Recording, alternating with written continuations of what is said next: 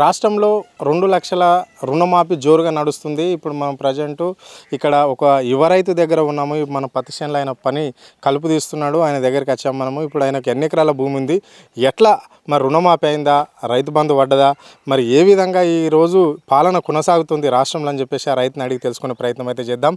అన్న చెప్పండి అన్న, మీ పేరేం పేరు? నా పేరు కిరణ్, మాది మల్లారెడ్డిగూడెం, సంస్థ నారాయణపూర్ మండల్, యాదాద్రి భువనగిరి జిల్లా. ఓకే అన్న, ఎన్ని ఎకరాల భూమి ఉంది నీకు? నాకు 8 ఎకరాల భూమి ఉంది. ఇప్పుడు ఆగస్టు 15 నాడు రైతు బంధు 2 లక్షలు, రైతు రుణమాఫీ 2 లక్షలు చేస్తానని రేవంత్ రెడ్డి హామీలు ఇచ్చి అధికారంలోకి వచ్చాడు. 2 లక్షల రూపాయలు ఇంతవరకు కాలేదు. నాకు రేషన్ కార్డు లేదు. ప్రజెంట్ మా అమ్మ మా నాన్న ఇంట్లో ఒక్కరికి ఇస్తానన్నాడు. మరి మా ఇంట్లో మా అమ్మకు ఉంది, నాకు ఉంది 2 లక్షల రుణమాఫీ. మరి ఇంట్లో ఒక్కరికి వచ్చింది. ఇప్పుడు అన్నీ బోకస్ మాటలు చెప్పేసి అధికారంలోకి వచ్చి రైతులను మోసం చేశాడు రేవంత్ రెడ్డి. ఎన్ని ఈ ఆగస్టు 15 నాడు 2 లక్షలు ఇస్తానన్న మాటలు వేయలేడు కూడా. ఇప్పటికీ రైతు ఇంత ముందుకు కేసీఆర్ ప్రభుత్వంలో రైతు బంధు వచ్చేది, చాలా సంతోషంగా ఉంది. పెట్టుబడి పెట్టుకోనికి మాకు పెట్టుబడి టయానికి కేసీఆర్ రైతుల ఖాతాలో జమ చేయడం జరిగింది. ఇప్పుడు రుణమాఫీ అంటుండు రేవంత్ రెడ్డి. రుణమాఫీ ఇంతవరకు ఆగస్టు 15 నాడు అన్నాడు, మరి ఇంతవరకు మాకు రాలేదు రుణమాఫీ. అంటే ఇప్పుడు మీ గ్రామంలో చాలామంది రైతులు ఉంటారు కదా, ఆ రైతులలో ఎంతమందికి రుణమాఫీ అయింది? అంటే ఒక ఫస్ట్ విడత 50,000 నుంచి 1,00,000 అన్నాడు, సెకండ్ విడతలేమో 1,00,000 నుంచి 1,50,000 అన్నాడు. ఈ ఆగస్టు 15 నాడు మాత్రం 2 లక్షలు పూర్తిగా మాఫీ అయిపోయింది. రైతులంతా రాష్ట్ర వ్యాప్తంగా సంబరాలు చేసుకోవచ్చు అని చెప్పేసి సీఎం గంటపదంగా చెప్పడం జరిగింది. దాన్ని ఎట్లా మీరు తీసుకుంటున్నారు? ఇప్పుడు ఏమైంది, విలేజ్ వైపు చూస్తాం మల్లారెడ్డిగూడెంలో మా అంటే 10 ఎకరాల భూమి ఉన్నోళ్ళు ఉన్నారు. ఎక్కువ మాత్రం సన్నకారు రైతులు ఉన్నారు. 1-2 ఎకరాలు ఉన్నాయి పాపం వాళ్ళకు. మిగతాగా 2 లక్షల రుణమాఫీ ఒక 10 మెంబర్స్ 5 మెంబర్స్ ఉంటారు విలేజ్లో. మాకు ఒక 2 లక్షల రూపాయలు కావడం కాదు, ఒక రైతు బంధు అనేది అందరికీ కొంచెం చాలా సంతోషంగా ఉంది. రైతు బంధు ఈ 2 లక్షల రుణమాఫీ అనేది మాకు తొందరగా చేస్తే బాగుంటుందని. ఆల్రెడీ అయిపోయింది అని చెప్పి అయిపోలేదు, అది ఏడైపోయింది, మాకు రాలేదు కదా, రైతు ఖాతాలో జమ కాలే కదా.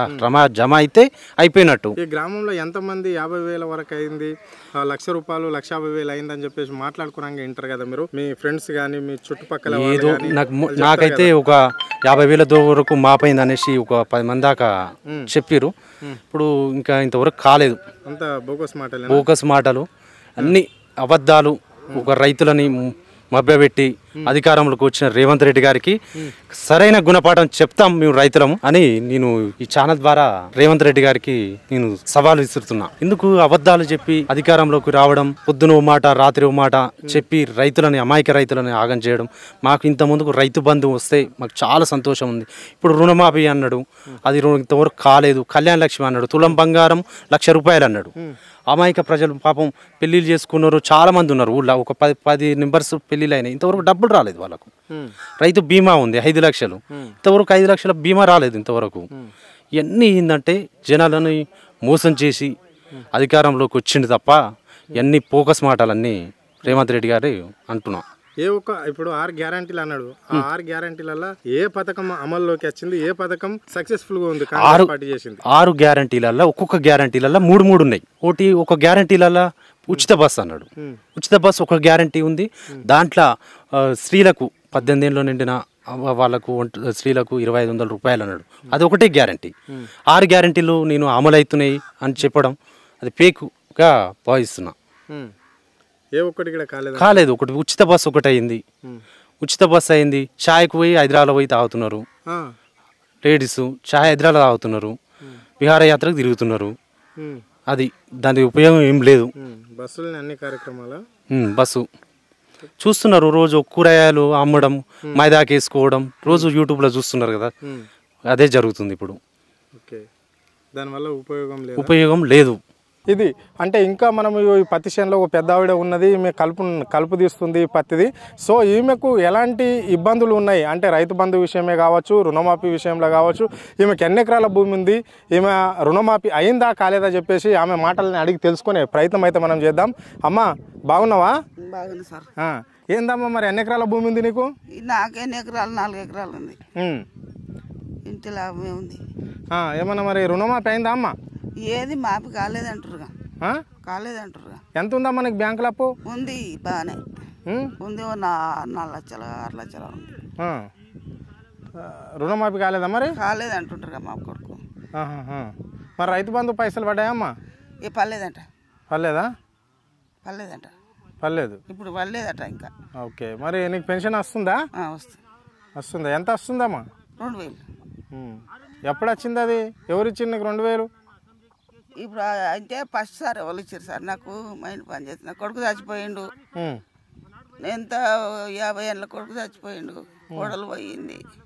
అంత ఆగమాగం. నేను మస్తు క్యారెట్ కల్లదాన్ని మాట్లాడేదాన్ని, నాకు మాట వస్తలేదు. అంత ఆగమాగం ఉంది. నాకు పిల్లలు ఆడపిల్లలు 2-4. అంత ఆగం. ఇగో పచ్చిసేర అనేస్తే కాలం లేదు. నీదేనా విషయం? ఏం రాలే. అది మాదేం కాదు కానీ కలుస్తానికి వచ్చిన. ఓకే. పెన్షన్ మరి 4000 ఇస్తానడు కదా రేవంత్ రెడ్డి? ఏ సార్ ఇస్తలేడు. ఏది ఆయన చెప్పిండు కానీ ఏది. అవునా? ఇస్తలేడా? ఇస్తలేడు. ఇచ్చినాక అబద్ధం ఆడతామా? మరి 2000 500 ఇస్తాడు కదా ఆడపిల్లలకు. నీ ఇంట్లో 4 పిల్లలు ఉన్నారన్నావు, ఆడపిల్లలు ఉన్నారన్నావు, వాళ్ళకి వస్తుందా?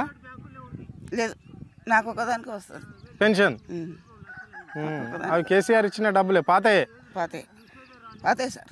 కేసీఆర్ ఇచ్చినాయేనా? అబద్ధం ఆడితే ఇవాళ అబద్ధం ఆడితే రేపు అబద్ధం వస్తుంది. మరి రేవంత్ రెడ్డి ఏమి ఇస్తాడు, ఏమి ఇవ్వకొచ్చిండు? ఏమి ఇస్తుండో ఏమి ఇవ్వడు. ఆయన మంచిగా అది కండ్ల కారం పెట్టిండు, ఈపుల దెబ్బలకు వచ్చిండు. అంతే. అంతేనా? అంతే. ఏముంది? సో ప్రభుత్వం ఎప్పుడైనా చూసినావా? ఎప్పుడు చూడలే సార్. నేను మాటలు ఇచ్చి మాట మాట ఈ రాజకీయం ఉందంటే మాట చెప్పిర్రంటే తప్పు. అన్ని ఎప్పుడైనా వెనుక ముందుకు వచ్చేది ఇచ్చేది. ఏది మరి ఈయన ఓలు రేవంత్ రెడ్డి ఇక అందరికి అసలు గట్టేసి ఆయన గట్టేసి వేస్తుండు.